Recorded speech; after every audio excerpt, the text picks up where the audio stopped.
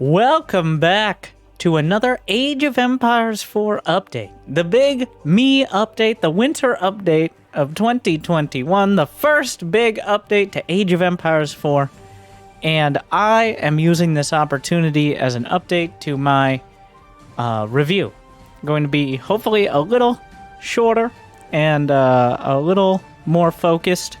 But overall, a lot of the pros and cons that I brought up in the review, I think, still stand, as nothing before this update was significantly changed from when I made my mostly criticism. So with that said, I'll be treating this as the extent of the changes, and that is why I've kind of waited until a later time to kind of see the direction that Age of Empires 4 is going. So far, there haven't been many changes over the month, or a little more than a month since release, to the dismay of many, including myself. There has been a meta developed that is a little stale, with Springolds being a major part of it.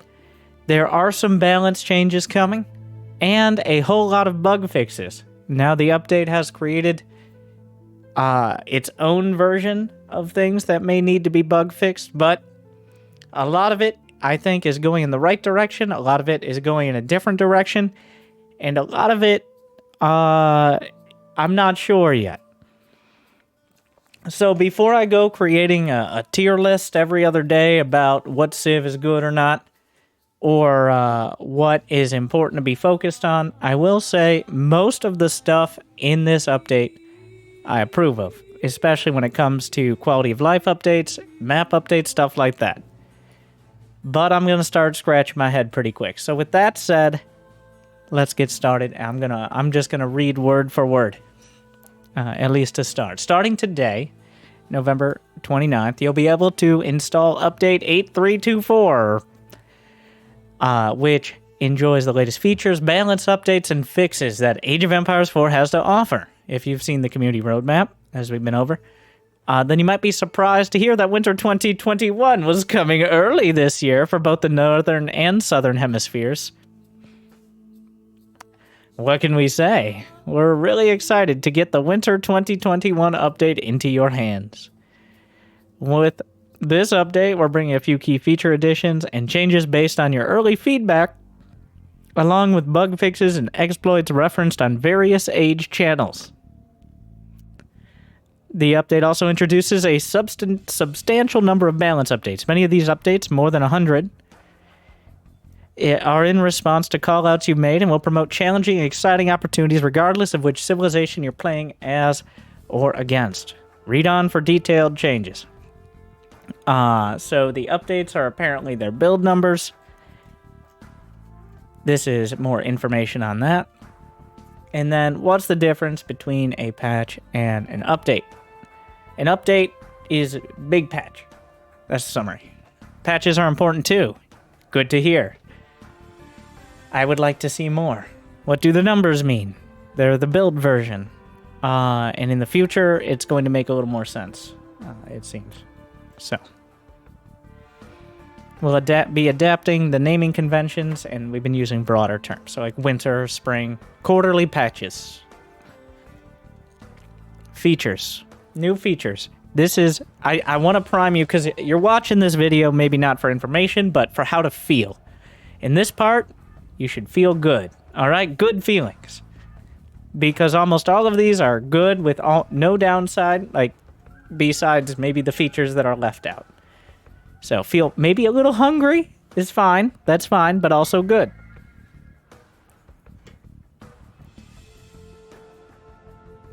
The ability to enable player scores in custom games, not in ranked or the quick match, but in custom games. The ability to view the map post-match is a big one, and makes it a lot easier instead of having to go through the entire replay to find something. Maybe check how many town centers or villagers or whatever your opponent had, so that way you don't feel like you have to go through 40 minutes of a replay. That one's a big deal. That's a move in the right direction. We've heard feedback. The mini-map, I played a little bit of it, much better. Just generally, much better. Still could use some filters, and still could use a little more granularity, as well as the ability to resize it or change it to the correct side of the screen, but it is much better than it was. I will say, they've succeeded. The Chinese Dynasty button. Oh, praise be. Praise be. We've managed to move it to not the middle of the screen. Garrison behavior has seen adjustments. You can turn off one-click garrison, so you're no longer accidentally right-clicking your units into your town center when you're just trying to return your resources. You don't get punished quite as much if you turn the option off for trying to click too many times, like a silly, sweaty tryhard. That was something that I definitely complained about. Campaign mode. Selection improvements. This is also noticeable. It is not an across-the-board change, but for things like trees, animal courses, sheeps, fish, these things that were surprisingly difficult to not click, except when you actually needed to. It seems they've made the hitboxes a lot closer to the model. The trees are a little closer to like the small trees mod in AoE 2. It is a lot easier to distinguish exactly what you're clicking on. Maybe not a lot easier, but it is easier, I will say. The population panel has been updated to display depleted and remaining rather than unit count. Okay. I'm not sure exactly what that means. I played a little bit. I'm still not sure exactly what it means, but it sounds better. So. And then balance. So we have Eric, hashtag free Eric. He is here to tell us about why our favorite or least favorite things are included or not included. So, summary on the features, thumbs up. Would like to see a lot more along those lines, like instead of just an option to not garrison or garrison with one click or not, maybe not having team-colored health bars, having any customizability of mouse hotkeys, the ability to select not villagers with your army, a more consistent amount of selection when you're selecting any amount of units that isn't seemingly random and you have to tab through. Another look at the entire all unit selection tree. How buildings and building rally points as well as their upgrades work. Just the consistency of hotkeys throughout the civilizations. The consistency of camera angles, especially when changing elevation. The ability for smart selection to do anything smart besides not selecting sheep. That's literally all it does, is if you have smart selection turned on, you don't select sheep. Whereas if you select all units on screen, you select the sheep. Sheep are not very smart. Well, I get it, but maybe that could do something at some point. But these are steps in the right direction, so put that on the back burner for now. So, balance. Eric says our goal is to provide high-impact unit counters and ensure that most powerful and successful armies include a diverse mix of units. This encourages players to constantly scout one another's towns, to get updated info on what their units are creating, and unleash devastating counters. Our balance updates center around ensuring the core unit roster as well as unique units and techs are working properly. The dev team is also keeping a close eye on the ever-evolving meta and aware of certain specific siege unit outperforming its counterparts. Springalds! We are looking to make sure its role as an anti-siege specialist will be working with the workshop to deploy it in the future. So, Springalds are untouched. I'm just going to speed through and try not to provide any opinion, just to get it all out there. But for all civs, Spearmen, extra bonus against cavalry. Crossbows, extra bonus against heavy, cavalry, men-at-arms. Horsemen, ranged armor increased to 1, but health decreased across the board. Hand cannon damage reduced. Battering ram movement speed reduced. Battering ram health reduced and pop reduced while ranged armor is increased. Mangonel reload time decreased, so more DPS, as well as area of effect increased to a 180. And then the Ribaldequin, which is like the organ gun equivalent for the French and the English, has more fire armor but less ranged armor. Fishing boat cost increased from 60 to 75 wood. Arrow ship bonus versus incendiary demo ships increased. Outpost arrow slit emplacement now also increases garrison arrow weapon range from 6 to 8. Elite army tactics techs health. Okay, that's a hard one. And damage bonuses increase. That's the university upgrade for infantry. All units' elite rank tech research time reduced from 1.5 minutes to 60 seconds. So, before we get into the specifics, the horseman one confuses me overall. Because horsemen were definitely not a big issue, I don't think, compared to, like, especially knights earlier on in the game. This effectively decreases its HP against spears, and it doesn't help them survive more arrow shots significantly either. It just takes 1 less damage from arrows. So that part is that I'm scratching my head on why horsemen just got somewhat of a nerf.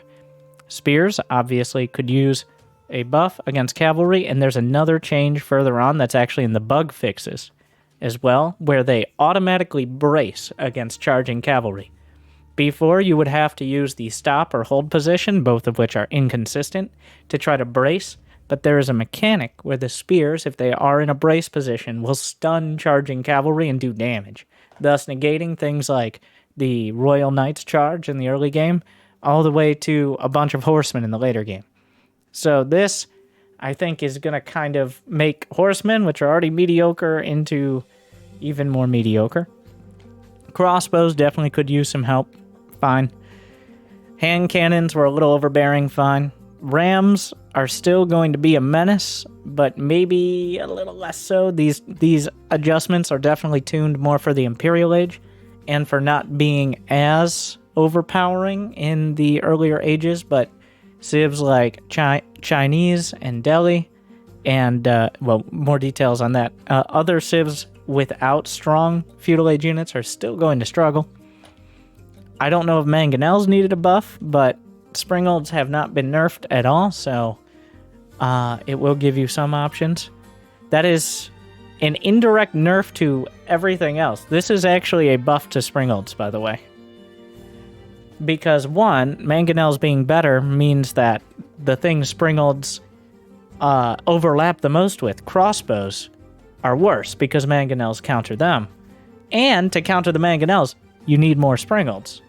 Because nothing on the ground besides horsemen, which were also nerfed, effectively deal with them. So, all these changes actually make springolds even better by not touching the springolds. The horseman change is a buff to springolds. The spearman change is a buff to springolds. The hand cannon change is a buff to springolds. The battering ram change doesn't change springolds at all. Even though I would argue that's the one thing springolds should be good against. So all of the changes are at least indirectly a buff to springolds. There are no nerfs to springolds here. Yes, the spring update is when springolds will become old. In the winter update, we have yet to reach the old springs. It's still the wind springs. No, okay, now it's getting all over the place.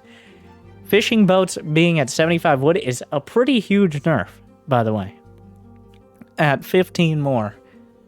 I think now we have to look at everything else in context before we go into more, but that is without going into all the specifics. And now, this is a lot. There's a lot of contention here and some confusing choices, and I want to talk more about priorities afterwards than the actual meta or balance. Like, I'm not at the very top of the ladder.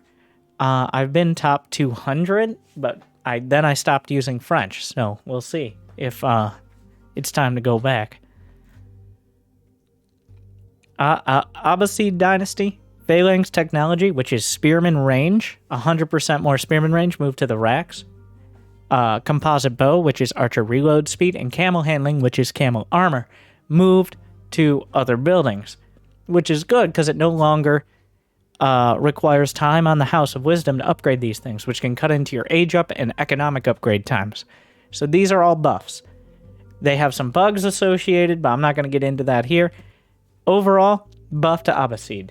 Good design choices as well. Decentralizing, because Abbasid is already insanely centralized with the House of Wisdom. I like these design changes. The Chinese, which besides the incredible technology to move the button from the center of the screen over to the bottom left, tax collection is no longer irrelevant because the cooldown is 15 seconds. Before, your tax collector could only hold 20 gold, and there was a cooldown of 30 seconds.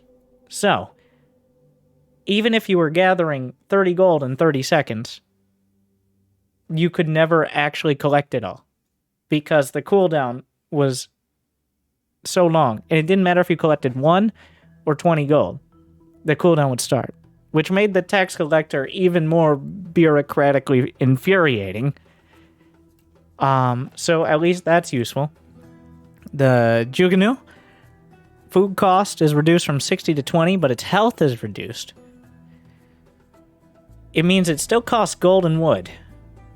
So that is still going to be terrible because it still requires the Song Dynasty, which requires an extra set of food. Like, that definitely does not make it... Yeah, that doesn't really help. I mean, it doesn't hurt. Yeah. Okay. I mean... Yeah. Nest of Bees also was not working as intended. The Nest of Bees did less damage than Mangonels. It was supposed to be an improved version of Mangonels, like an AoE anti-infantry, very cool-looking thing. It actually statistically did less damage than a Mangonel despite replacing it. So this should give it that extra power. We'll see. And then Delhi no longer can research Sanctity, which is the ability to capture sacred sites in the Dark Age. Not that they can't capture it in the Dark Age, they cannot research the upgrade until the Feudal Age. All the technology times have been adjusted to be able to get the early text earlier and the later text later to kind of smooth things out, which I think is a positive change. I feel like this was Delhi's only strat, okay? So, sacred sites are very inconsistent with map generation.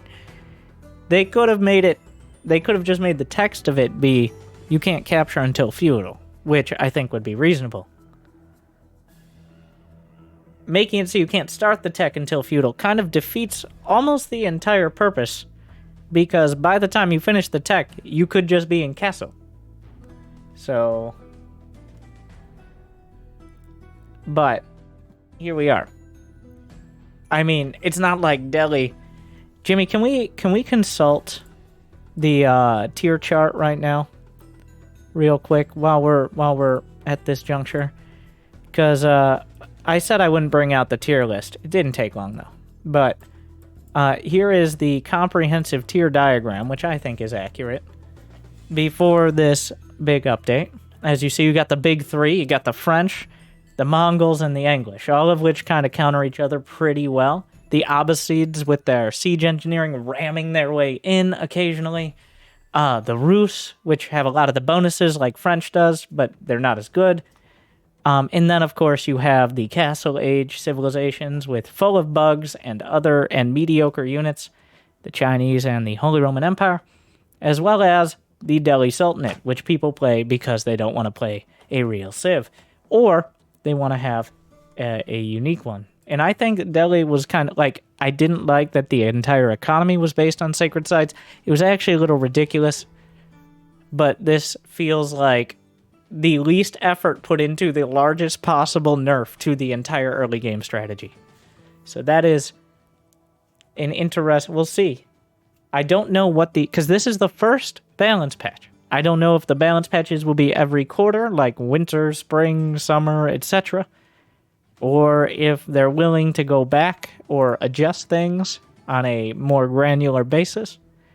But this essentially removes every Delhi build as we know it right now. So, good luck with that. We might have to make a new diagram. English. Longbowmen set up camp will now deactivate in combat. Alright, slight nerf to longbows. French. Oh my. Reduce the armor of the French Hulk from 6 to 2, and that's it. Wow. So, I want to give you an example because I thought there was a lot of opportunity. One big thing, I think, which doesn't get touched almost at all here, is landmarks. Here is an example of what... These are my dream balance changes. What I think for the future, I'm just going to take this opportunity because it doesn't seem like any of these will ever happen. Instead of, for example, the School of Cavalry being a stable and giving build speed to all stables, what if it decreased the build time of stables by 10% per age? It ends up better, but it is not in and of itself a stable, but it gives access to Royal Knights in Age 2. Or the Chamber of Commerce decreases villager and trader build time instead of that just being built in. Like, these are things that you could now have scoutable, reasonable changes that do not decrease and, in fact, over time, increase the power of the civilization without just being incredibly overbearing in the feudal age. But what we got is reduce the armor of the Hulk from 6 to 2, so when it's springled, did you know the Hulk shoots springolds from both sides? That's why you spin around, you shoot another springold. It's springolds all the way down! Now at least you'll be able to damage it. It's still a better ship, but it is very costly, so at least all these archer ships will be able to damage it. I don't know how this will play out, but I guess that's something. Emergency repair influence ability cooldown. So emergency repair, was it really an issue that the Holy Roman Empire was able to repair their buildings too much? Because you can emergency repair, which is repair without villagers, one building, every 45 seconds. This was nerfed to 60, which, okay.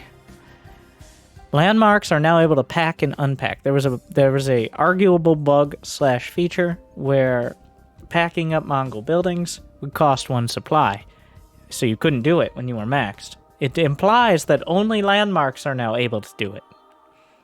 So, but at least you can do it now. Raid bounties, food, and gold plunder reduced from 175. Improved raid bounties, food, and... Okay. Alright. Stick with me. I'm just gonna read it and not think. Improved raid bounties, food, and gold plunder reduced from 125 to 100. Okay, so both versions of the upgrades are nerfed. It is a confusing sentence to me. Because of all of the words. The attack speed arrow no longer affects siege units. Okay. Rus, Boyar's Fortitude. Move from the stables to the blacksmith. Is that the Knight HP upgrade? I believe so. So I don't know if that's a buff or not, but it seems we're moving a lot of upgrades off of the production buildings onto the blacksmith overall. And by a lot, I mean like a handful of things, which I don't mind. Partially because of how the upgrades are such a mess on the selection box, but... And then the ships that can switch roles at any time will now have a movement speed debuff. I didn't actually know if you could tell that the ships were switching if you weren't the person controlling them before. Apparently, at least now you'll be able to tell because they'll be 50% slower. So there's that. So, yeah. I mean, the Chinese changes are, I guess... I mean, these are all buffs to Chinese. They seem relatively small besides the bees, and you already have to get to Castle for the bees, so... And in Castle, you can build springolds. So it was already kind of okay there. Abbasids, good diversification. Overall buff, in my opinion. Delhi, look what they did to my boy. My weird, kind of awkward boy. But, oh my god. F to pay respects. English, fine. French, getting away with this one. HRE got like a nerf out of nowhere. Mongols, mostly bug fixes ish, like Rus, like okay. I would mostly water nerf, slight change. most of the changes are kind of bug fix related, as I expected. So, a bunch of the maps were, pardon my French, fucked. There were a lot of issues, especially on water maps. It feels like at least they're fixing map generation, like removing sacred sites from Black Forest. But a lot of the ways to fix it seem to be like adding more fish. But at least making things a little more consistent. These are all like, at least making them more consistent is better. Like, they don't have to be the same map every time, StarCraft players, but having literally less resources or even win conditions on your side of the map than your opponent is just straight up broken, so hopefully most of that is fixed.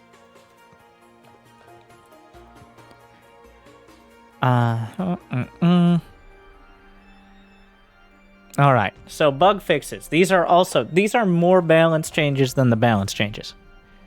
So overall, map fixes, yes, keep it up and give us fucking vetoes. Keep it up.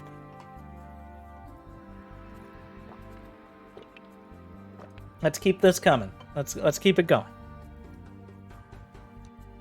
I'm sure there will still be more to be done, but combined with the mini-map updates, it's getting better. Alright, general stability fixes. Okay. You know what? I'm just in addition to updating balance, we know it's just as important that units, buildings, text, and tooltips behave as you'd expect, and we have made some progress towards making that true. Not comprehensive progress, but some progress.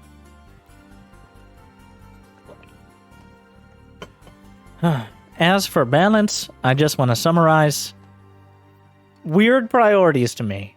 On paper, the idea of having diverse armies and civilizations makes a lot of sense. But in practice, almost none of these changes are going to create that.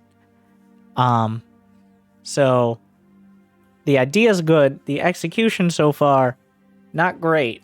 Like, but I would rather there be zero balance changes and infinite bug fixes.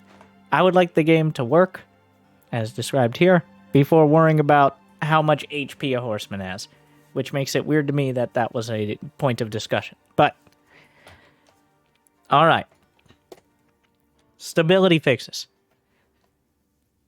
You can no longer cancel unbuilt. This got fixed in a day. Was it fixed because it happened to be the day before a patch? Would it have been 2 weeks otherwise? We'll never know.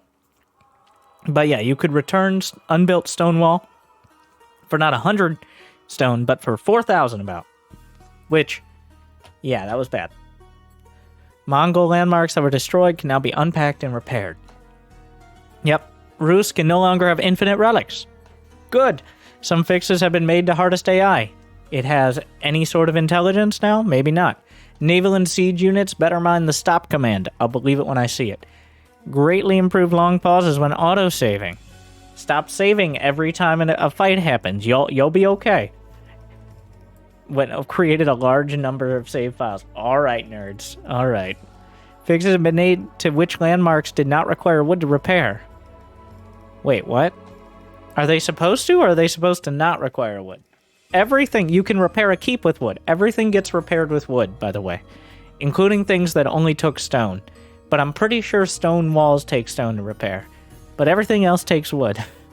Which, okay, which it was weird to me that it takes wood to repair my keep. But here we are. Spearmen will now, this is actually a huge balance change. I don't know how effective it is, but that is huge. That is a big deal. That is bigger than any number change, I think. If that works as intended. Because before, hold position. You know what happens if you hold position? They go around. They have horses. This is the only way to make this effective. The Tower War Elephant has been renamed to Tower Elephant. Okay, then. Siege Engineering Field Unit Construction icons now have the correct background color. That's a nice quality of life change. Thank you. Before, it had like the same as the economic unit. It was inconsistent. Dock tech has been rearranged to match the age in which they're available. Cool, I guess. Buttons have been rearranged to be consistent. Keep it up. Warships now correctly fire with everything and while attack moving. Okay. Warship cannons will now correctly damage ships when shooting directly at their front. Alright. Crossbowmen no longer gain +1 range after researching incendiary arrows. I would argue maybe all archers should gain +1 range, but anyways. Stone walls now have the correct health value. Alright. Land traders are now correctly treated as cavalry. Sure. Landmarks which act as town centers now have textiles available. Good. Market trade exploit prevented, which is multiple markets selling for the same price. Even if you have 10 markets, it would sell for like max price. And then the price would go down, but you could make a little extra gold on that at least. Berry bushes should no longer be stomped by buildings, but fish still will be. We've replaced the stone bridges. Yeah, you couldn't wall the stone bridges. It's a fucking disaster. A hacking disaster. Yeah. They've replaced them all with they should be, until they can figure out how to make it actually work instead of things just like glitching out the sides. Various tooltip changes. I'll believe it when I see it. These are bug fixes for each civilization. All right. We'll see. Yeah. Well, the Abbasid Dynasty. Camel barding works. We've removed the scout from displaying under the siege workshop. In the tech tree. The tech tree could use a lot more work. Imams with faith can no longer convert enemy religious units, but everyone else. Trade ships now generate bonus resources. Correctly. Tier 3 now correctly reduces production time, and not just the first tier. Elite army tactics and boot camp upgrades will now correctly stack. House of Wisdom tech now displays the unique indicator. Camel unit base armor has been properly applied. The icon background color of the military wing has been updated. Armored caravans no longer provide siege armor, now correctly provide... Wait, siege armor? Is that a thing that exists? I don't... Provides ranged armor instead. Boot camp upgrade no longer increases attack speed. Improved processing no longer provides a plus 100% bonus to stone collection. I don't know what it did before, but that seems like a nerf. Chinese. Fixed a bug where reload drills was granting more attack speed than intended. Officials can now supervise keeps, universities, and blacksmith. This is a big buff. So that is the 300% increased speed. That is actually a pretty huge buff. Especially on blacksmiths in the relatively... Like, this is a decent feudal age buff. And then it just gets better with... Yeah, that's a big deal. Even though I still think Imperial officials should be replaced by a button on a building because it's so clunky to use, but there you go. Battle-hardened technology moved correctly to align with Man-at-Arms. I assume it's a Man-at-Arms upgrade. Tower with extra materials will no longer repair... Wait, what? So there is an upgrade for the Chinese that allows your towers to repair walls. Apparently, it worked on enemy walls as well. Never noticed that one. Pyrotechnics move from siege workshop to university. Joganu has its wood cost reduced when training from building in the aura of the Spirit Way. Who was making those in Imperial Age? I don't know. Battle-hardened tech moved from spearmen to man-at-arms in the barracks. Wait. I think we're padding our bug fix stats here. We found 2 ways to say it. Reload drills technology has been moved from the bombard column in the siege workshop.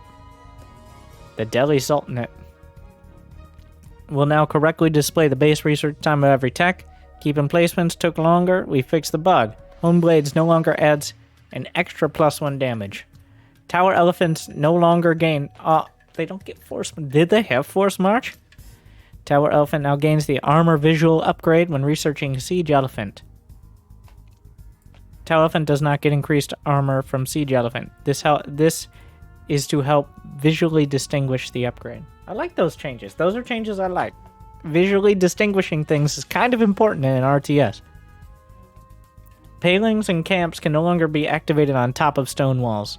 I get the palings. That's when they put the spikes in. But why can't I have a camp on the stone wall? Like, you have they're burning their infinite arrows. You should be able to have a camp on a stone wall. But, like, whatever. Okay, fine. Keep production icons for spearmen and men-at-arms have been swapped. And then network of castles now works. I assume it wasn't working on men-at-arms before, so. The range of the Ribaldiquin has been reduced to match the standard version. Well, that's the one from the College of Artillery. The alignment of tech has been fixed. Enlistment incentives tech no longer incorrectly states 10%. It's only 5%? Well, that's terrible. Gunpowder tech now applies to the Gallius.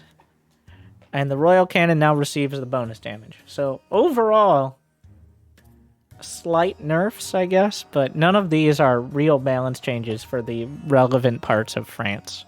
French. I don't know. Does France? I assume France exists if there are French. HRE. Buildings within the influence of the Palace of Swabia. The Imperial thing. That is Imperial, right? Can now use... I've never gotten that far. Emergency repairs. Garrison weapons have been added to the palace. The other palace can now activate and receive damage reduction. The prelate has been added under the feudal age town center in the tech tree. Just the tech tree. You can still build it in Dark Age. The ranged armor of the HRE keeps has been reduced to match other civs. Why? Two-handed weapons no longer give man-at-arms plus 15 health. That was a bug. Depositing more than 5 relics into the docks will no longer increase naval attack speed past 25%. Emplacements now have discounted gold cost. Was that supposed to be in there in the first place? I don't know. Well, that's good. Units and techs are now correctly aligned in the tech tree. Heavy maces and two-handed weapons now stack correctly. This was actually a bug that reduced your damage, because it would overwrite heavy two-handed weapons with heavy maces, which only provides extra damage against heavy units and not overall. So this is a straight-up buff because things now work. Prelates will no longer stop working if bumped by another unit. So that's good. The major part of the HRE economy will no longer stop working if a villager happens to get within social distancing radius. We finally fixed the Mongols. Superior mobility no longer applies 50% twice. Is that what happened? So no longer speed boosting. Improved wheelbarrow can now be researched. Production cost of double trader has been corrected. Alignment of tech in the tech tree has been fixed. Additional torches no longer improve naval units and emplacements. Cost to produce. So there were some issues with the Uvu costs. Costing a different amount than they cost without the Uvu. I think because someone did not update to whatever the release cost of some of the units were. And that is why that ended up. Ty's barns are now still available after researching monastic shrines. A bunch of monk-related things. Relics garrison inside a prayer tent now correctly generate resources. The palace no longer spawns early lancers. I don't even know which one that is, because it's probably the one that nobody gets. The landmark. Silver Tree Trader double production cost has been updated. I think we already went over that. The cost of improved professional scouts has been fixed. And then the Roos's scouts hunting weapons now benefit from professional scouts. So they fixed the attack animation, or the animation canceling on scouts. Fixed. So that has been removed, but Roos can now one-shot deer, so I guess they have that going for them. That which they probably should have been able to do in the first place. The trader has been removed from the Golden Gate section of the technology tree. I still don't know why it doesn't act as a market. It's a market in every other way, but whatever. Incendiary arrows no longer increases attack speed, night torch damage, professional scouts. As you can tell, the bug fixes far outnumber the balance changes, despite also being balance changes. Elite men-at-arms now have corrected attack speed. Trade ships now cost more wood, and spearmen weren't defending themselves. So I think they just updated this, but the infinite resource cheat code still exists. And also, certain civs are able to do it as well. So now that is not fixed. And the Abbasid dynasty, the texts that were moved from the House of Wisdom to the barracks and blacksmith can be researched multiple times over. You may see some spearmen doing drone strikes from across the map. Yeah. So that's not great. So the infinite resource bug is not fixed, even though you do have to get to Imperial Age. So not really a 1v1 issue at the high level, because that's not something we do very often in 1v1, but... Alright, so that summarizes. And by summarizes, I mean that's all of them. I didn't know if I'd read each one, but here we are. A lot of those bug fixes, very required. The glaring ones, still issues. A lot of steps in the right direction, though I do question the priorities of balance. Like, I want to have these in, like, distinct segments. So overall, good. Keep fixing them. There's a lot more. This is many of them. There's a lot more. Keep it up. All the things with, like, quality of life and selection and health bars and hotkeys and all of that. Let's do that. Next up. Let's get it done. When the springs are old. But, I mean, I'm not going to complain that things are getting fixed. As for balance changes, it does feel like a weird priority. Springolds right now are the best unit in the game, and they're being made increasingly more, and there are no changes here that make them less effective. In fact, it is very weird to me that all these changes happened, but the Springold was untouched. So the way the Springold works,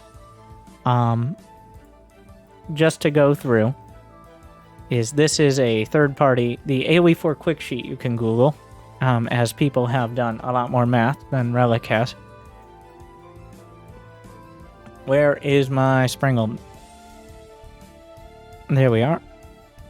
So the Springold, it already does bonus damage to siege weapons. It's hard for me to actually get to that part because it's so small here. It already does 60 plus 20 to siege weapons. Its base damage is 60, which is why it's so good, because it just does 60 damage to everything. I think the obvious change is to make it like 20 or 40 base damage, and then plus 40 or plus 60 to siege weapons, whatever number you're looking for. And that would have the effect of it not overlapping so heavily with things like crossbows, especially since crossbows are indirectly nerfed by mangonels being buffed, which are the counter to crossbows en masse. So, the priorities seem a little off to me. The idea seems good. Like, I see what they're trying to do with this. They're trying to make counters more obvious. Mangonels counter infantry. Crossbows counter heavy armor. Spears counter cavalry. All of these are being buffed in that way. Hand cannons are not countering everything as much. Horsemen are now squishier so that they're used only for raiding. Like, it's clear what the goals are, but the methods could use a little work. I would like, in another pass, maybe, to look more at things like landmarks, and how landmarks affect how the way the game plays out a lot more than basic stats, and how some landmarks, like, for example, for the French, are just straight up way better than things like the Chinese landmarks, which, compared to a free stable that makes your stables produce faster, the Chinese have the Barbican of the Sun, which is as much damage as a hand cannon outpost with less vision for the same price. So I think that is probably, hopefully, next on the agenda. Are things like that. But the ideas overall, and as Eric explained in the dev stream they did, maybe a little too much for the rest of the people on the dev stream, the ideas are good, but so far, keep fixing the bugs first, okay? That's as long as it doesn't create more bugs than it fixes, and we keep going in this direction, in a year or two, it's going to be very good. Hopefully, we can speed that along, but it's overall good. These are all, like, none of the changes that are made, besides stat changes, like, none of the quality of life or map changes I disagree with. I'd like to see a lot more, and a lot of them probably should have been there at release, but here we are. It's getting better, and keep it up. Those springs are getting pretty old, though, so... Plus siege damage. That'll fix it, alright? And then we want to get springles everywhere. So, hopefully this explained where we are with AoE 4. A lot of the same criticisms about the UI and the hotkeys and the way units control are still there. But at least the game is coming closer to what it was designed to be when it released. So, thank you for watching. Like and subscribe and all of that. And stay tuned. I'm sure Spirit of the Law had a much more concise, easier to listen to, and more balanced breakdown. But thank you for suffering through mine. Good luck, have fun. Stay chill.